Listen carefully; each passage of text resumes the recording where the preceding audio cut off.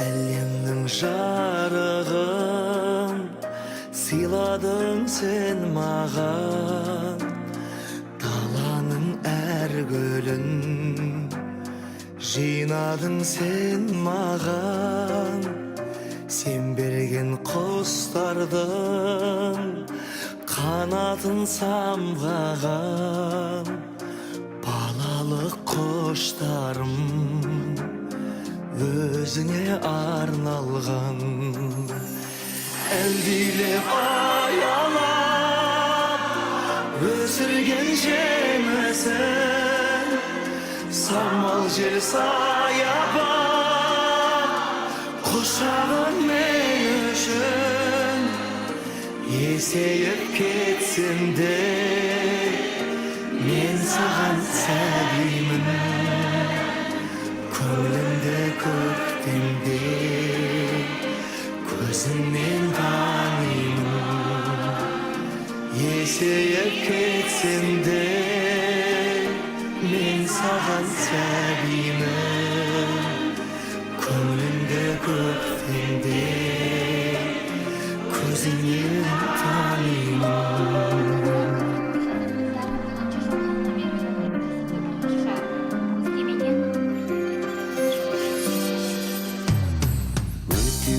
Борышым, анашым жан сырым, іздедім сен үшін әлемнің асылын, әлемнің байлығын. Сыйлар ем кеш мені, сыйлар ем ай күні, қолыма түспеді. Әлдилеп аялап өсірген жемісін, самал жел саябақ құшағың мен үшін. Есейіп кетсем де мен саған сәлеймін.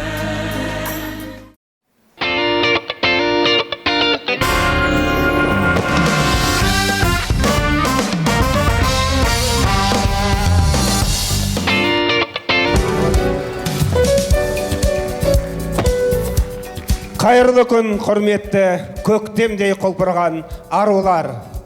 Добрый день, дорогие наши дамы, вносящие немалый вклад в развитие образования всей нашей страны.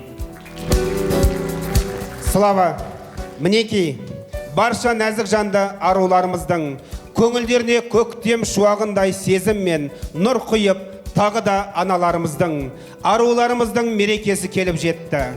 Құрметті арулар, бүгін сіздердің төл мерекелеріңіз. Сондықтан да емін еркін, қысылмай, арқаларыңызды кеңге жайып, Алматы қаласы мектеп басшылары, соның ішінде ер азаматтардың ұйымдастыруымен әдемі мерекелік кешті тамашалаңыздар. Этот прекрасный праздник в любое время занимает особое место. Никогда не угаснут теплые чувства, благодарность, любовь и уважение к женщинам и матерям. Дұрыс айтасыз, аналар өмірдің гүлі, көңілдің жыры, әр отбасының алтын діңгегі. Мынау тынымсыз тіршілік пен кең дүниенің өзі тек сұлу арулармен ажарлы. Дорогие наши дамы, с наступающим сегодня светлым утром для вас бьется сердце от каждого мужчины. Значит, сегодняшний праздничный концерт посвящен вам. Добро пожаловать на нашу праздничную вечеринку. Бәрекелді 8 наурыз халықаралық әйелдер күні баршамыз үшін ең қымбат мейрам. Себебі бұл мереке бір қолымен әлемді, екінші қолымен бесікті тербеткен асыл аналарымыздың мейрамы. Олай болса, бүгінгі мерекелік іс-шарамызды ашып беру үшін құттықтау сөз Алматы қаласы ұстаз кәсіподақ ұйымының басшысы Байгудинов Серікжан Қадырәліұлына, қалалық әдістемелік кабинет директоры Әсет Ғарифоллаұлы, директорлар кеңесінің атынан Қайрат Қамзаханұлына беріледі.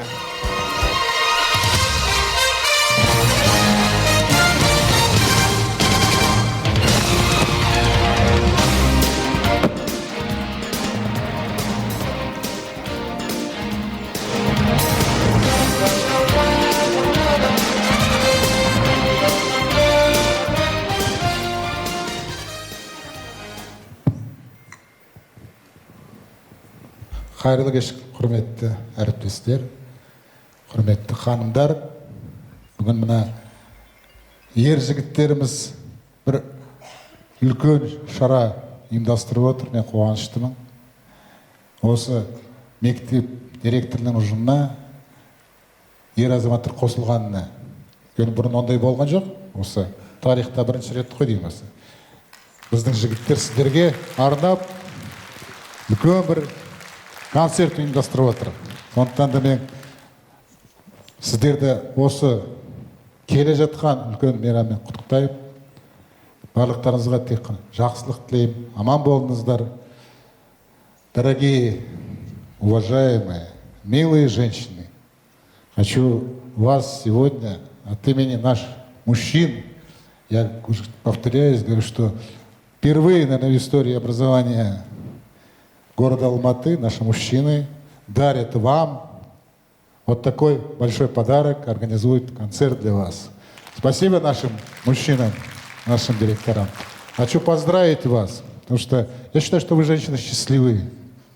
Счастливые, потому что не только раз в году, но и постоянно вам уделяет очень много внимания сильная половина человечества. Я думаю, это правильно.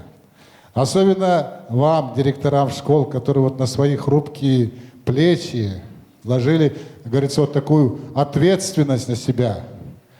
Руководить большим учебным заведением, школой. Поэтому хочу вам пожелать, во-первых, крепкого здоровья, а во-вторых, успехов вам в вашем нелегком труде, в деле воспитания, как говорится, подрастающего поколения. Успехов, успехов, еще раз успехов. Спасибо. Құрметті арулар, асыл жандар, мына көктемнің керемет бір кезінде жуаның жіңішкеріп, жіңішкенің үзілетін кезімен тұспа-тұс келетін сіздердей керемет арулардың мына мерекесі құтты болсын. Сіздерге, дендеріңізге саулық, отбасыларыңызға амандық, жұмыстарыңызға береке тілеймін, және де абыройдан айырмауды тілейтінім. Тағымен осымен қоса өсіріп, бағып, қағып отырған оқушыларыңыз, ұл-қыздарыңыз еліміздің үмітін, еліміздің алдында біздің үмітімізді ақтап, тек қана жақсы жағынан көрінсін дегім келеді. Уважаемые наши коллеги, уважаемые наши дамы, прекрасные наши директора, сегодня праздник в вашу честь. Как отметил Серик Кадралиевич, действительно, мужчины, директора организовали данный праздник. Я считаю, что это сюрприз для вас от большого сердца. Надеюсь, вам понравится сегодняшний концерт, потому что я непосредственно свидетель тому, что как наши мужчины ночью, без выходных, сидели, репетировали, готовились. Все для того, чтобы подарить вам свою любовь и поднять вам настроение. Надеюсь, все вам понравится. Еще раз с праздником.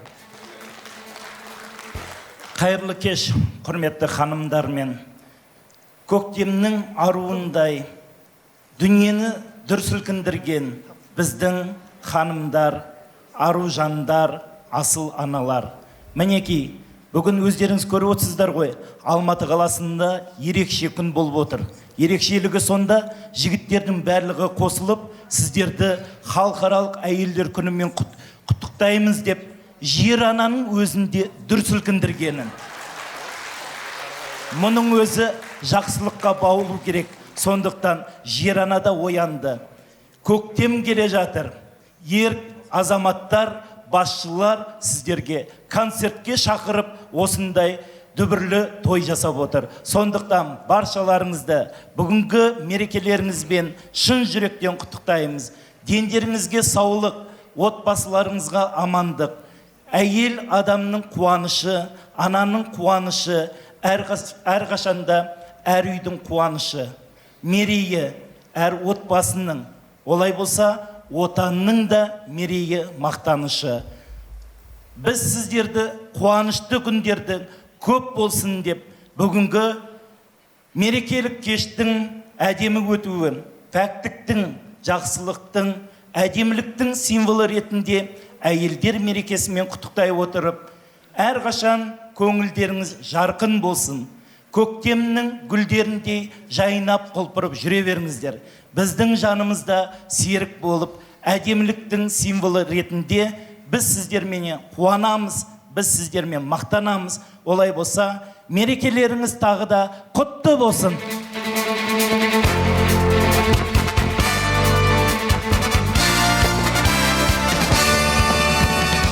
Ізгі тілектеріңізге алғысымызды білдіреміз. Ендеше баршаңызды 8 наурыз халықаралық арулар мерекесіне арналған концерттік бағдарламаны тамашалауға шақырамыз. Анам менің, асланам, жананам, сен іздеймін мынау байтақ даладан. Жұлдыздардан сәуле тамса сол сәуле, сенің ғана жүрегіңнен жаралған. Анам менің, аслана, жанана, сенсіз менің бақ жұлдызым жанама. Сенсіз менің айым туып алдымнан, атым шауып, бас бәйгені алама.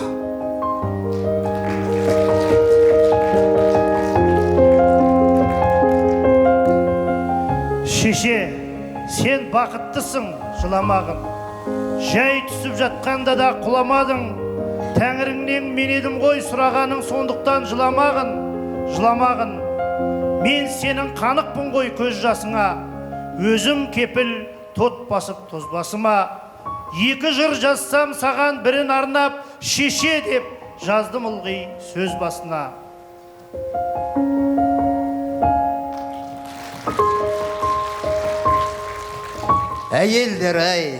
Әйелдер ай қандайсың? Әрдемі боп кетіпсің ғой әрғайсың. Біреуің жеріп тұрса дағы қалмайсың, біреу сүйіп тұрса дағы бармайсың. Әйелдер ай, әйейлер ай, қолар ай, жанарлардың жауын алып тұрған ай. Біліп тұрып бүйректерің бүлк етіп, кетесіңдер тыңдап тұрып тыңдамай. Әйелдерді еркектерден көп дейді. Ойбай, ойбай, бола берсін көп мейлі. Әйел деген әдемі ғой, әдемі, ал әдемілік бізге көптік етпейді.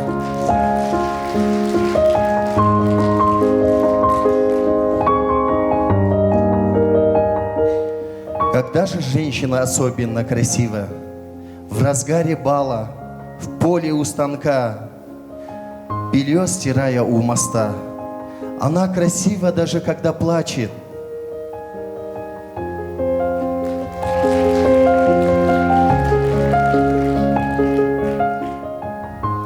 Когда дитя... Прошу прощения. Когда дитя свое под сердцем носит, о, как мила, беспомощна она. Всегда к лицу ей золотая осень, всегда в душе ее цветущая весна. Она всегда, везде неповторима, но расцветает лишь тогда сполна, когда она хоть кем-нибудь любима или сама в кого-то влюблена.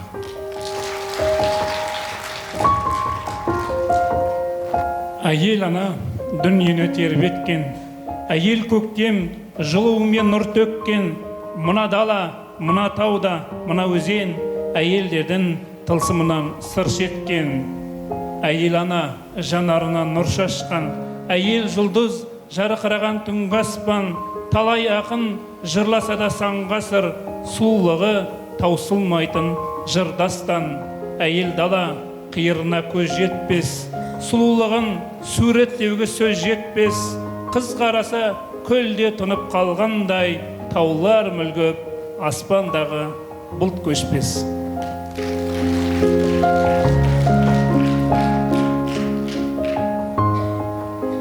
жерде бейлі қайелде, өмірдің мәні әйелде.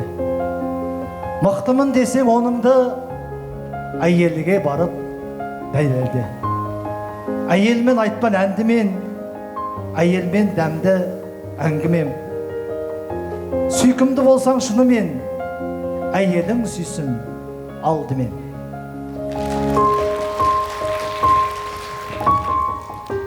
Әйелден ыстық от бар ма? Әйел деп түстік көкпарға. Қарғағың келсе біреуді, әйелсіз өтсін деп қарға. Әйелмен құның өлшенер, Құдайдан кейін сол шебер. Бақытты сен де болмайсың, әйелің сорлы болса егер. Шөлінді содан басасың, сырынды соған ашасың. Адамның құны әйелмен, әйелдер мәңгі жасасын.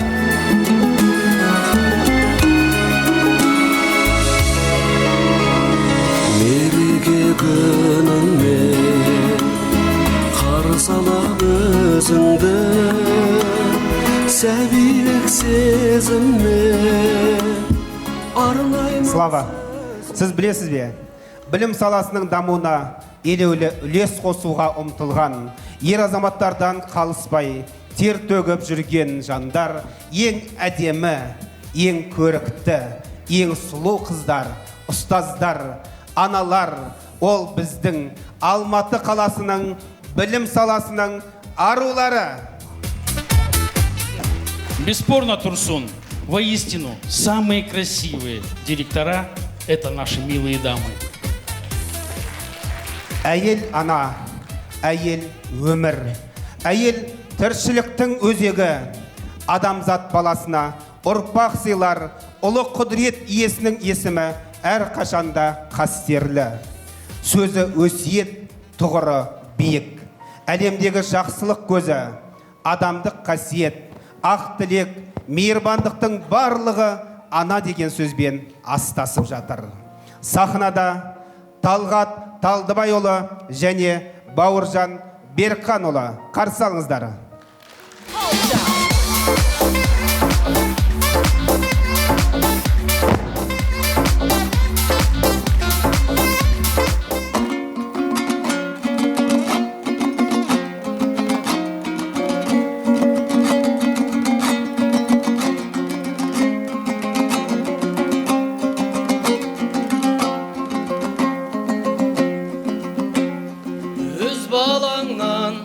Артық бала бар мана, мәз боласың, жарай қалсам шаруана. Теңізді де кешіп өтіп жетпей ме, жан ботасын сағынғанда аруана.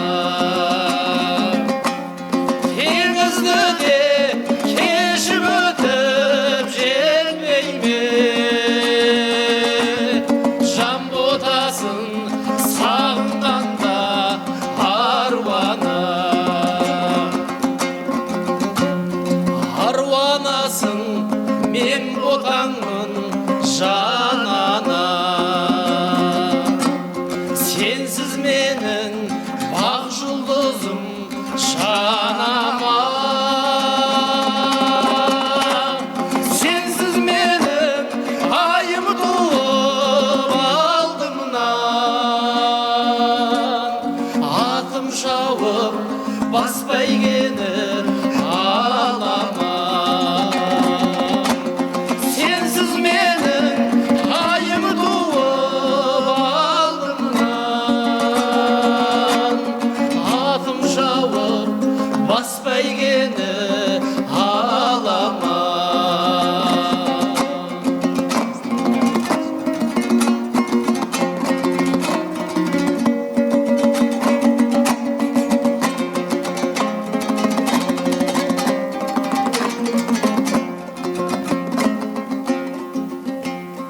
Aslanam senin kuat alayın,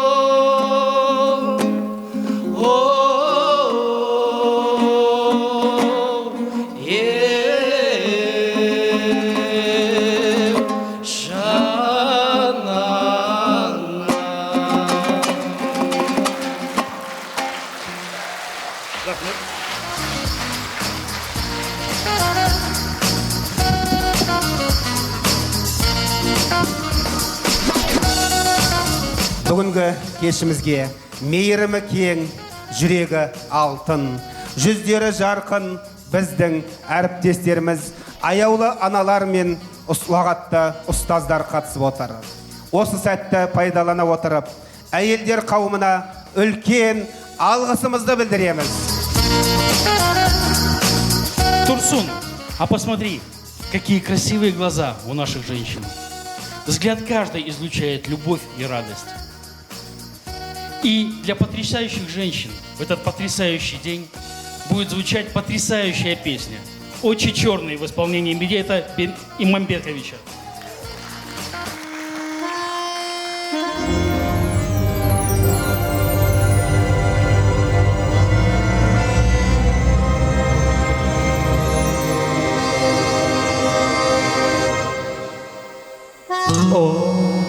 Очи черные,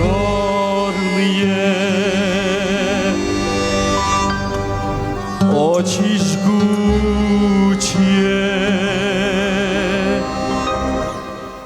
очи страстные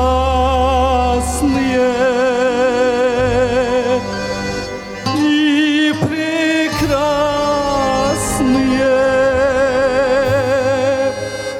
Как люблю я вас, как боюсь я вас, знать увидел вас, мне недобрый час.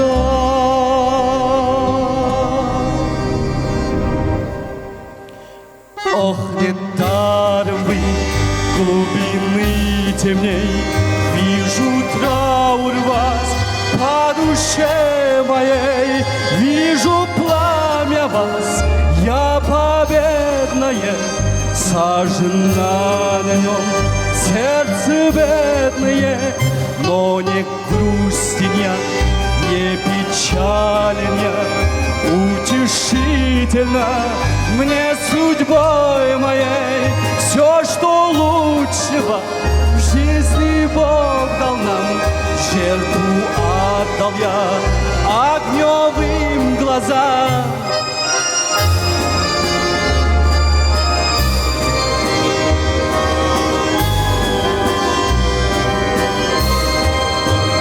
Қара көздерің, отты сөздерің, жанымды баурап кетті сөздерің.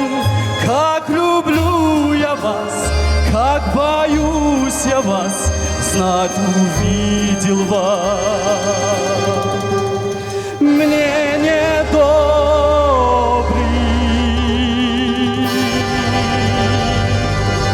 час.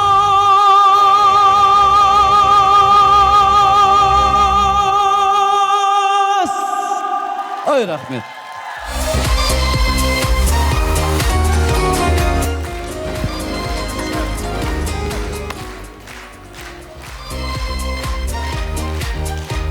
Қай заманда болмасын, адамзат алдында тұрған басты міндеттердің бірі бала тәрбиесі екені баршамызға мәлім.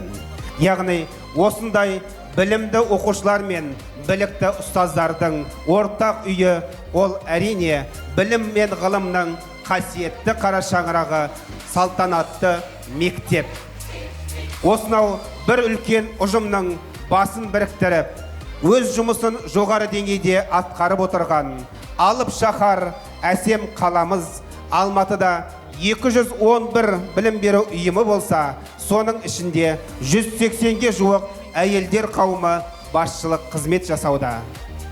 Конечно, самые квалифицированные директора и наши милые дамы находятся здесь, сейчас, в этом зале. Конечно, чтобы стать руководителем школы, женщинам необходимы постоянные исследования и упорный труд. Но наши милые дамы не только находят путь к сердцам учеников и коллег, а также они еще создают семейный уют. Ендеше, келесі тыңдайтындарыңыз, осында отырған барша өмірдің, отбасының ұйытқысына айналған арулар өздеріңізге арналады. Сахнада Қазақстан Республикасының еңбек сіңірген қайраткері, әнші Жұбаныш Жексенұлы.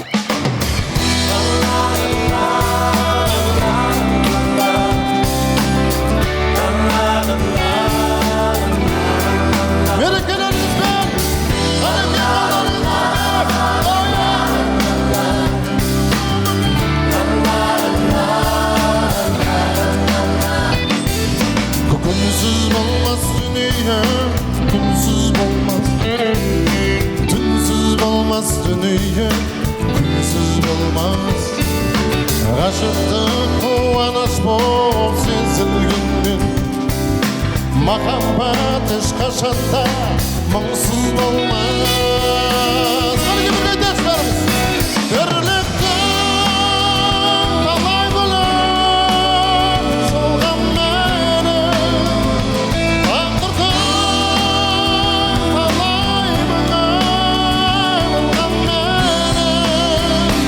Ömürge kelgenge ökünbüsün, ökünbüsün, ökünbüsün.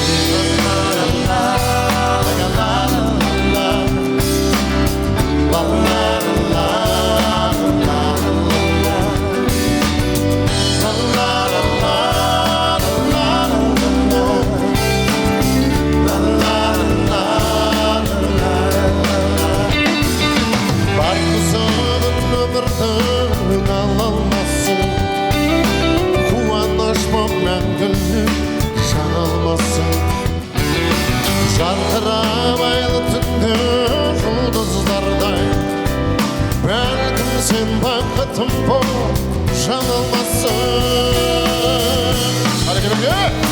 Тірліктің талай күні солған мені, тағдырдан талай мұңай болған мені.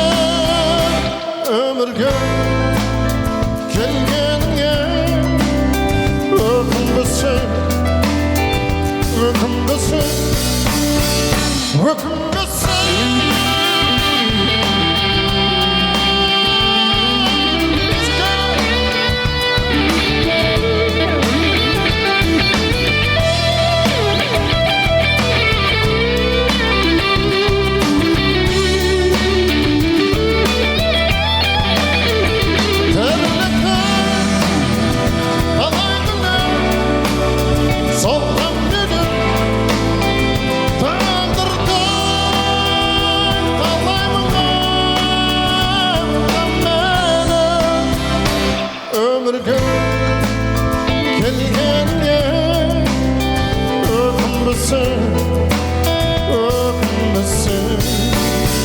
ökünbüsün.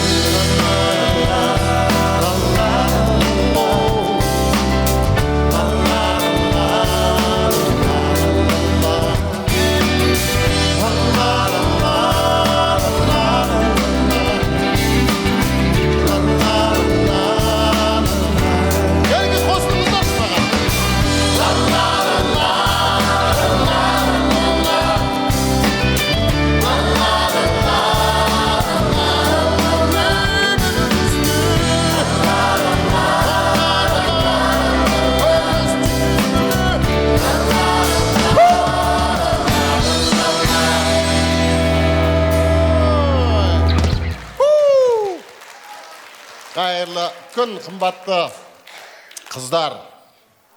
Келе жатқан баршаларыңызды мерекелеріңізбен бірінші кезек. Жаңағы мектеп директорлары жігіттердің қатарында мен де сіздерді өзімнің атынан, сол жігіттердің атынан шын жүректен келе жатқан мерекелеріңізбен құттықтаймын. Соған қарағанда мен де жақында директор болып кететін шығармын деп ойлаймын.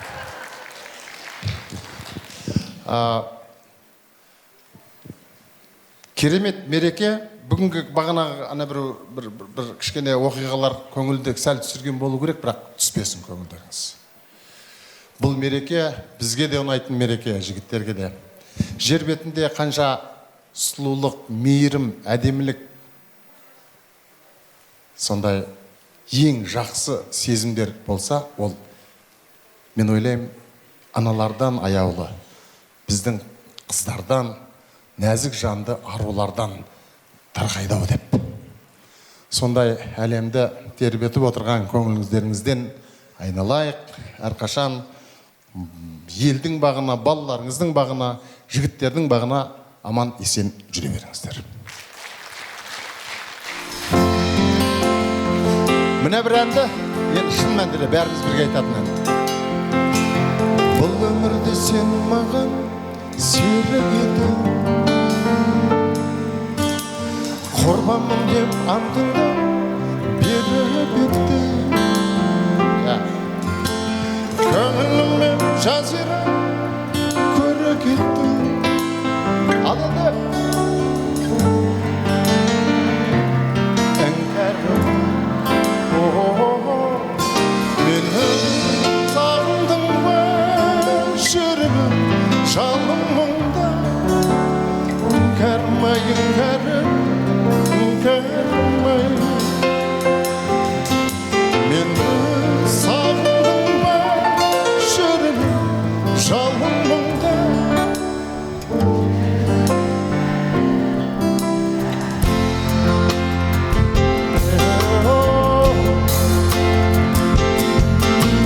Бір өзіңді жанарды нұры деп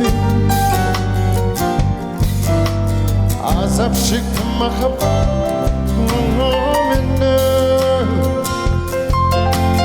Қиянатқа қидың ба шынымен? Іңкәрмай, іңкәрім, іңкәрмай, сағындың ба, жүрегім жалын мұңда.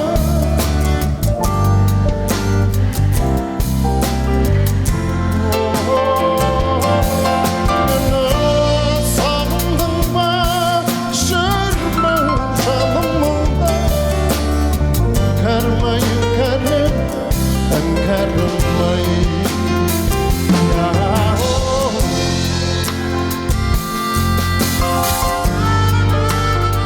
Әрбір шаңырақтың, әрбір жігіттің іңкәрі сіздер.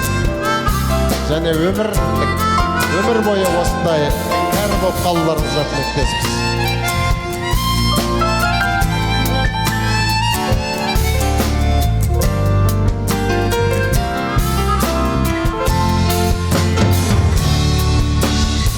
Сен үшін тағдырға табындым ба, шалдырдың ғой жүректі жалынға. Сағындың ба сен мені, сағындың ба? Іңкәрім, іңкәрім,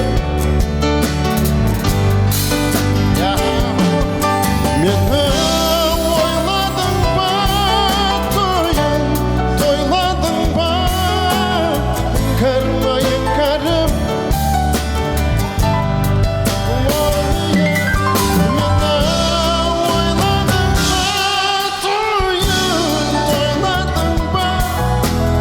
іңкәрмай, іңкәрім,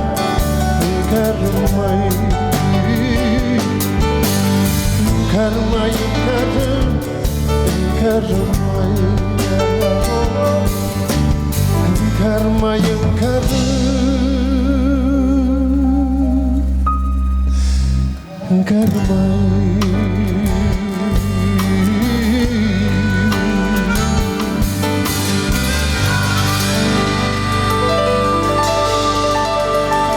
Көп рахмет. Сіздер қол ұрмағаннан кейін маған сіздерге ұнамай отыр ма деп ойлап қаламын мен. Просто рас алу керек әшін, и все. Әдемі болды. Рахмет, тағы да бір қыздарға арналған ән бар. Оны жақында шығарғанбыз. Мен өзім әзілдеп айтып жүрмін, мен композитор емеспін, бірақ әнін жаздым. Берік Бердеке деген жігіт бар. Ол ақын емес, бірақ сөзін жазды деп. Бұл ән де сіздерге, қыздарға арналған ән. Жалпы негізі жігіттердің әнінің 90% қыздарға арналады ғой. Сіздерге арналады. Алыстама деген. Берік Бердеке. Баянды бағым мені, тым алыстама. бөлдіккен арамызды қаяғысқана қайрылып қарамастан ау кететінді екеуміз бола алмаймыз жай танысқана мұңға батып кейде түн қататын кездерім ай үн қататын кезде мұң басатын көздерің ай еркелеген кезде ел жүретін жандарың ай бірақ сосын лезде тұнжырайтын қабағың ай баянды бағыменен алыстама бөлеген арамызды қаяғысқана қайрылып қарамастан ау кететіндей екеуміз бола алмаймыз жай танысқана мұңға батып кейде түн қататын кездерім ай үн қататын кезде мұң басатын көздерің ай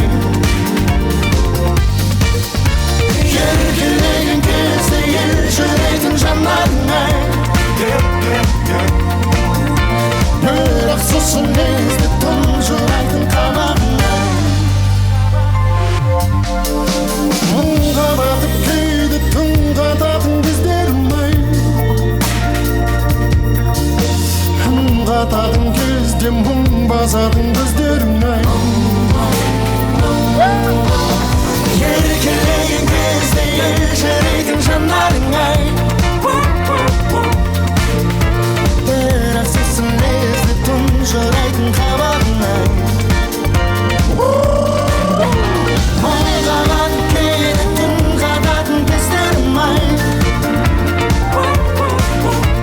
үн қататын кезде мұң басатын көздерің ай еркелеген кезде ел жүретін жандарың ай бірақ сосын лезде тұнжырайтын қабағың ай Көп рахмет! Көп рахмет! Мерекелеріңізбен тағы да.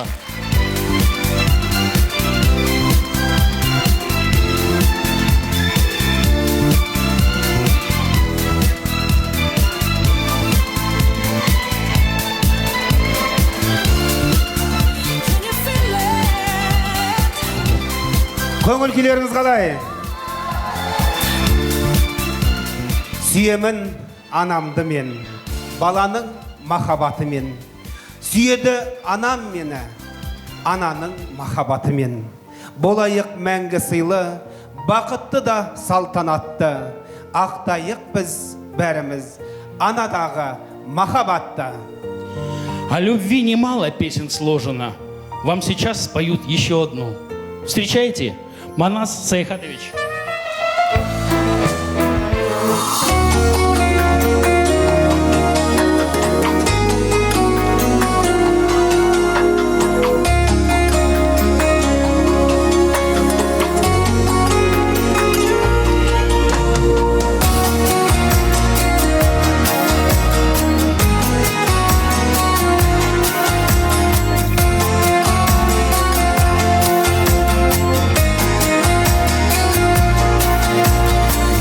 Для тебя не буду звезды хватать в охапки. Не потому что трудно, не потому что жалко. Просто на этом небе, как бы оно ни длилось, нет ни одной заветной, чтобы с тобой сравнилась.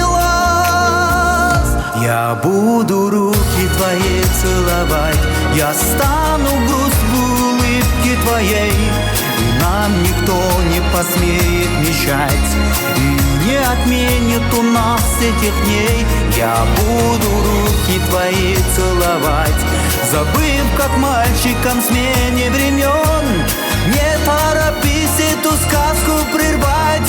Он так хорош, мой нечая не сон.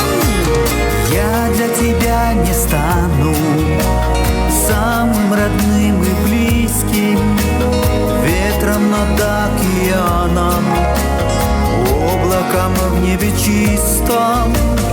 Не потому что скучно, а потому что поздно. Да что же не светит в душу эти слепые звезды?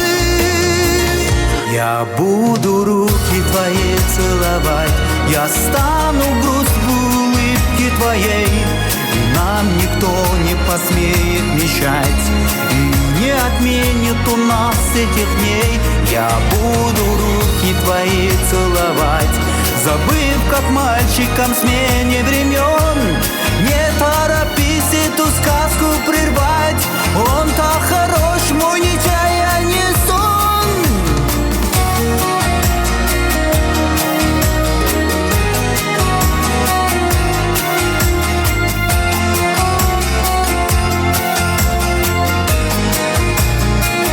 Я буду руки твои целовать, я стану грусть в улыбке твоей, и нам никто не посмеет мешать, и не отменит у нас этих дней. Я буду руки твои целовать, забыв, как мальчиком в смене времен.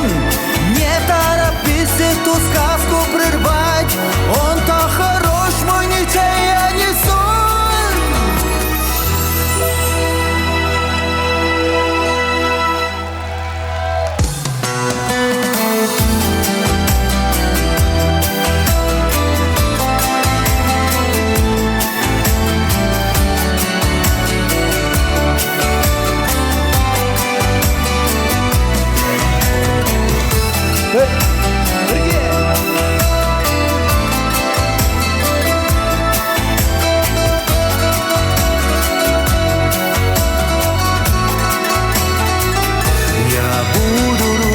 Твои целовать, я стану грусть в улыбке твоей, и нам никто не посмеет мешать, и не отменит у нас этих дней.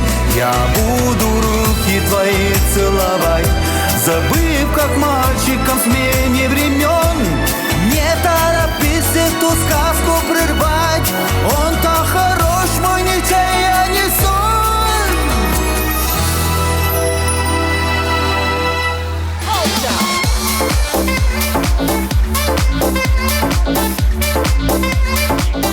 Құрметті арулар, бүгінгі мерекелік кешке арнайы құттықтап келіп отырған қонақтарымыз қатарында Алматы Жайдарман командасы бар. Ендеше сіздердің қошеметтеріңізбен жігіттерді сахнаға шақырайық.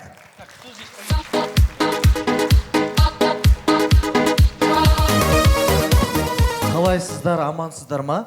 Жаңа жер сілкінді ғой, көрдіңіздер ма? Байқап жатсыздар ма өзі? Бұл кісілер білет жер сілкінген.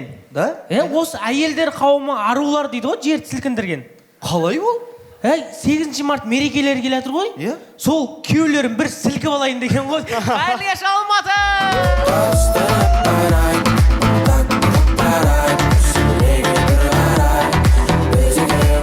Бірақ мен әйелдер қауымына ренжідім жігіттер. Не үшін ренжімсің? Не үшін бұл кісілер ғана сонда гүл алады екен да, біз гүл алмаймыз ба сонда жігіттер? Дұрыс. Менде де бар ондай өкпе. Неге осы әйелдер қауым ғана бала туа беру керек ол? Бізде бала туайық та, көмектесейік та шамалы. Одан кейін жігіттер көрдіңіздер ма, байқадыңыздар ма?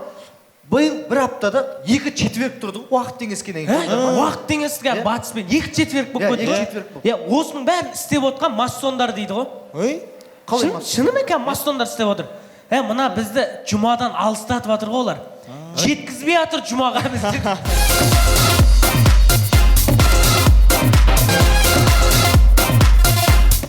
Кеше жігіттермен бір қызбен таныстым, әдемі екен.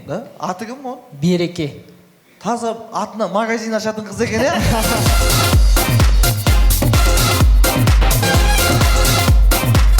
Мен сейсмологтарға ренжіп қалдым. Неге? Рахат екен да ол. 11 жарымда сілкінген жерді 12 жарымда сообщение жіберіп тұр ғой. Жоқ, Имаш, ол кісілерді де түсінуге болады. Қалай түсінесің ол? Ана 1 сағат артқа кеткеннен кешігіп қалған.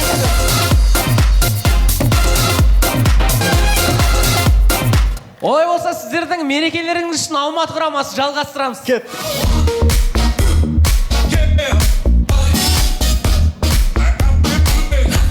Сонымен тамашалаймыз. Кейде аналарымыз бізге осылай өтірік жауап береді. Маман, не істеп отырсыз? Анау телевизорда Қайрат Нұртастың концерті болып отыр, соны көрейік та бірге. Ой, мен өзім мына жақта Қайрат Нұртас болып отырмын.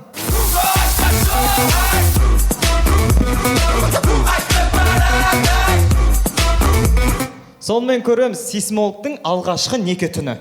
Сездің бе? Жоқ. Қалай сезбейсің сен? Қарасай, люстра әлі қимылдап тұр ғой мынау.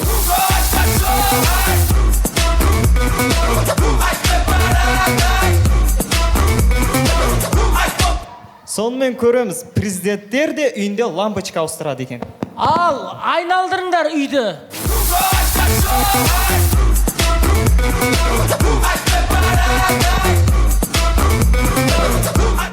Намекті қатты беретін қыз 8 мартта жігітімен. Жан, 8 мартқа не сыйлайын деп жатсың маған? Не қалайсың енді? Енді өзім айтқан бір түрлі ғой, сыйлық болғаннан кейін енді кішкене. Жоқ, сен айтшы, алып беремін ғой сосын. Енді андай, ол сыйлықты алған кезде мен, вау, айфон деп қуанайын да.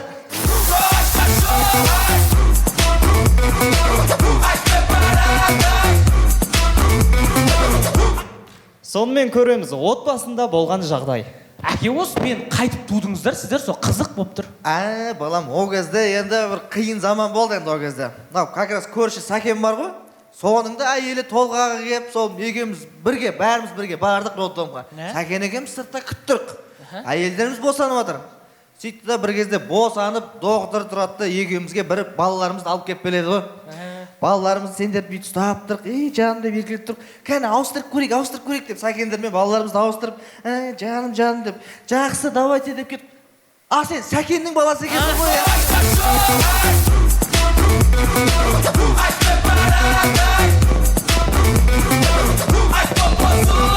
Әдебиет пәнінің мұғалімдері дәл осылай болады екен. Ғалым, балам, айта қойшы, Абай атамыздың қанша қара сөзі бар? 38. Дұрыс емес, балам. Иманғали, балам, айта қойшы, Абай атамыздың қанша қара сөзі бар? 45 қара сөзі бар. Иә.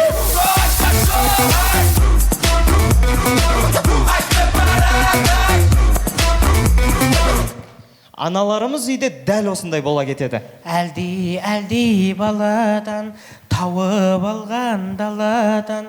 Мама, мен ақ футболкам қаяқта? Жатама, ар жақта тұр ғой қарасай, дұрыстап соны қарасай, көздерің көрмейді ғой сендердің, соқырсыңдар. Мама, жоқ айнақта таппай жатырмын. Тұр ғой көзіңді ашып қарасай, барсай қарасай, мен бөзім бармайым ғой, бөпем. Мама, жоқ дейін, таппай жатырмын. Жүрші ананың нәрсесін тауып берейік.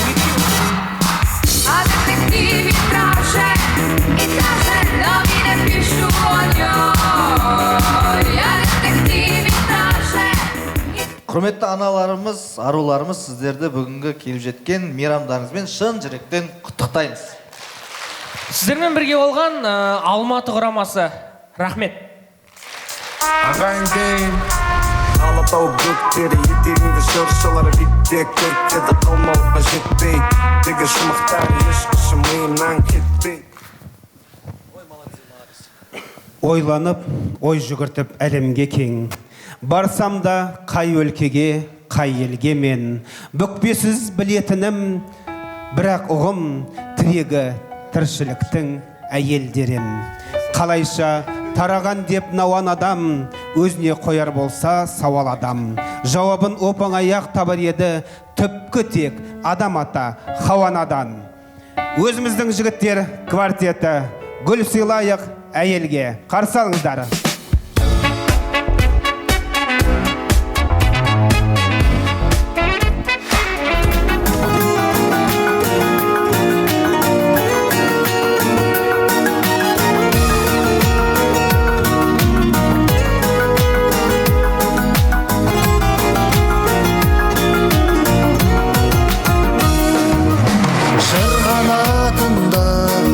Сыр болатында, нұр болатында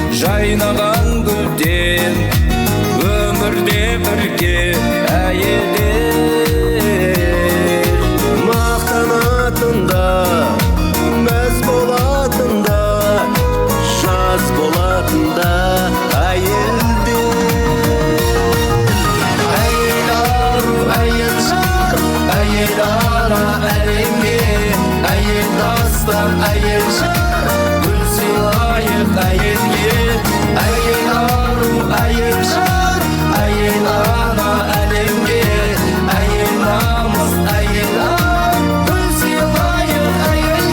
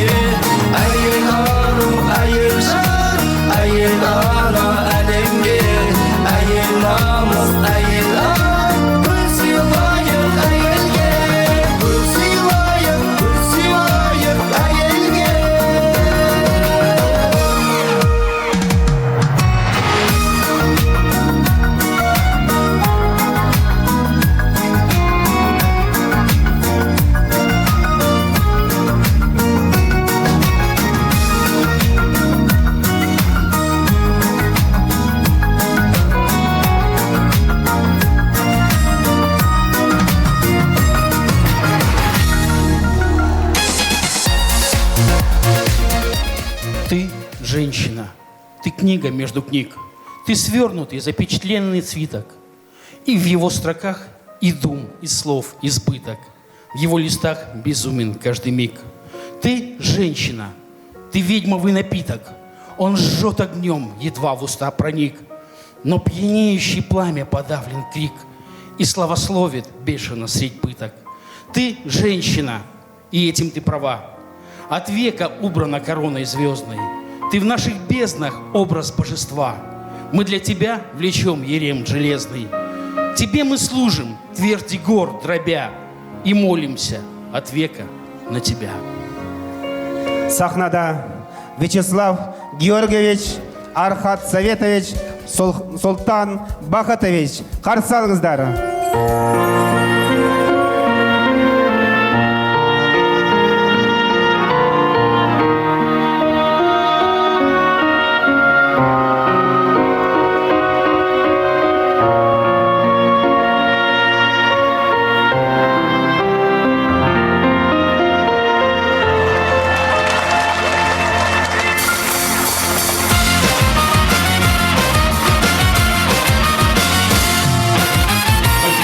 Будет лето, солнце льется прямо с крыши. В потоке солнечного света у киоска ты стоишь. Блестят обложками журналы, на них со сколько смотришь ты. Ты в журналах увидала королеву красоты. А я одной тобой любуюсь, и сама не знаешь ты, что красотой затмишь живую королеву красоты. И я иду тебе навстречу, и я несу тебе цветы, как единственной на свете королеве красоты. С тобою связан навеки я, ты жизнь и счастье, любовь моя. Красавиц видел я немало, и в журналах кино, но ни одна из них не стала лучше милой все равно. И даже сам я не заметил, как я вошла в мои мечты. Ты милее всех на свете, королева красоты. С тобою связан навеки я, ты жизнь и счастье, любовь моя.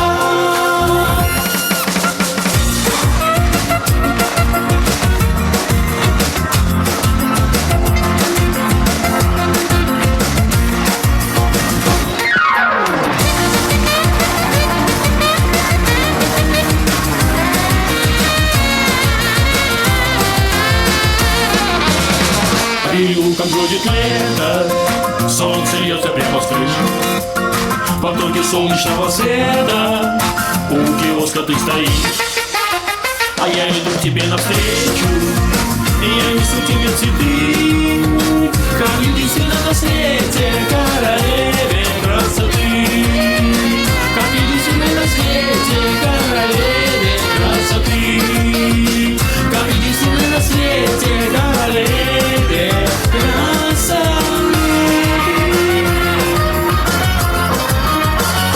Красоты.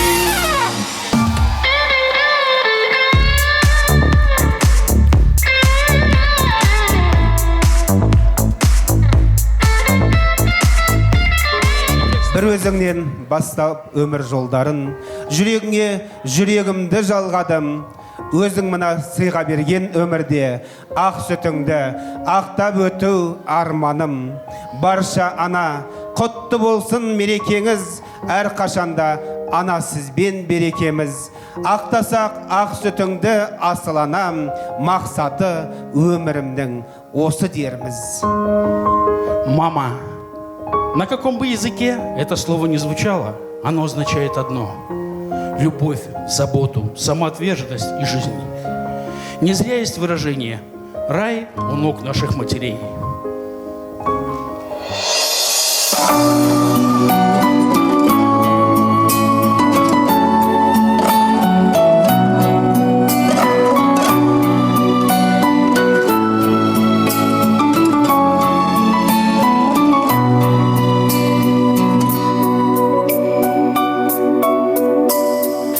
Әлемнің жарығын сыйладың сен маған, даланың әр гүлін жинадың сен маған. Сен бердің құстардың қанатын самғаған, балалық құштарым өзіңе арнаған. Әлдилеп аялап өсірген жемізім, самал жел саябақ құшағым мен үшін. Есейіп кетсем де мен саған сәбимін, көңілді көктемдей көзімнен танимын.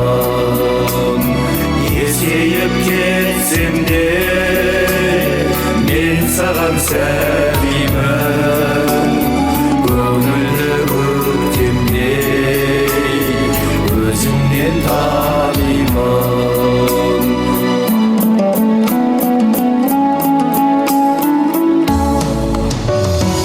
Өтеуге борышым, анашым жан сырым, іздедім сен үшін әлемнің асылын, әлемнің байлығын. Сыйлар ем кешегі, сыйлар ем ай күнін, қолыма түспеді. Әлдилеп аялап өсірген жемізім, самал жел саябақ құшағым мен үшін. Есейіп кетсем де мен саған сәбимін, көңілді көктемдей көзімнен танимын. Есейіп кетсем де мен саған сәбимін, көңілді көктемдей көзімнен танимын.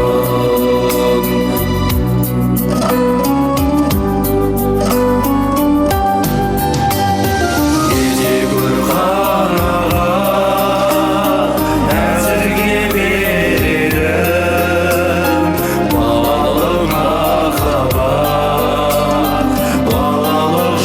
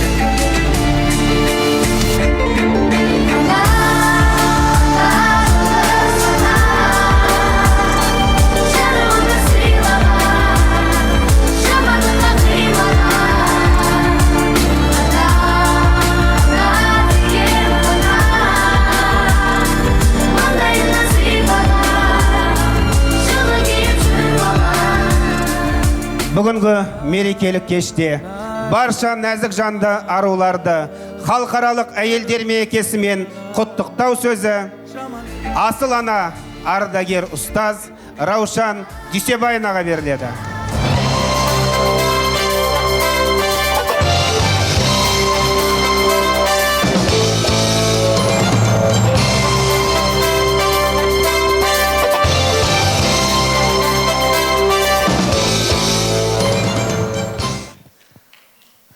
Ардақты аналар, құрметті қыздарым, бүгін бір керемет отырыс.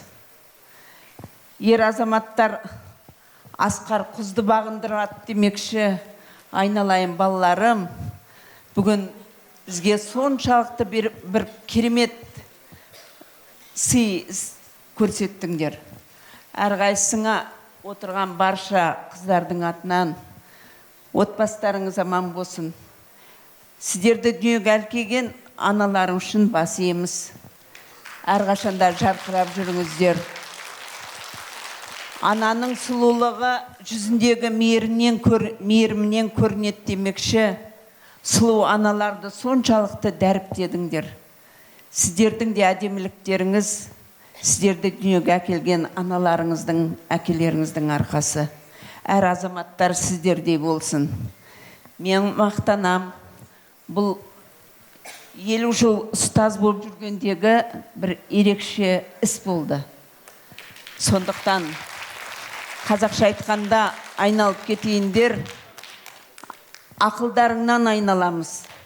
Басқарып отырған ұжымдарыңа біз әрқашанда жақсылық тілейміз. Сіздермен мақтанып жүрек. Қыздар сұлу, қыздар ақылды.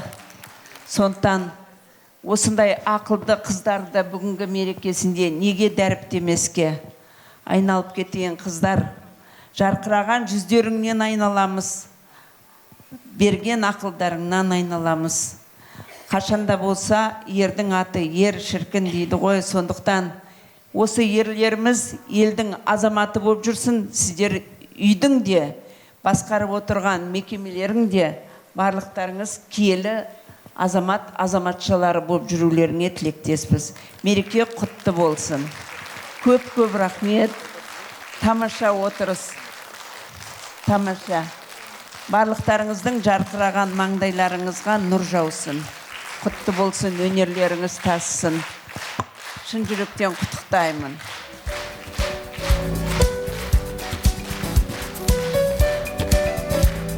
Раушан Дүйсебайқызы, сіздің ізгі тілегіңізге алғысымызды білдіреміз. Тағы да қосымша сөйлейім дегендеріңіз болса, сахнаға келсеңіздер. Құрметті ұстаздар, арулар, 8 наурыз халықаралық әйелдер күні мерекесі құтты болсын. Аяулы жандар, асыл аналар атты мерекелік кешімізді көңіл қойып тамашалағандарыңызға көп рахмет. Сау, саламатта болыңыздар. Сіздерді мереке күніне арналған фуршетке шақырамыз.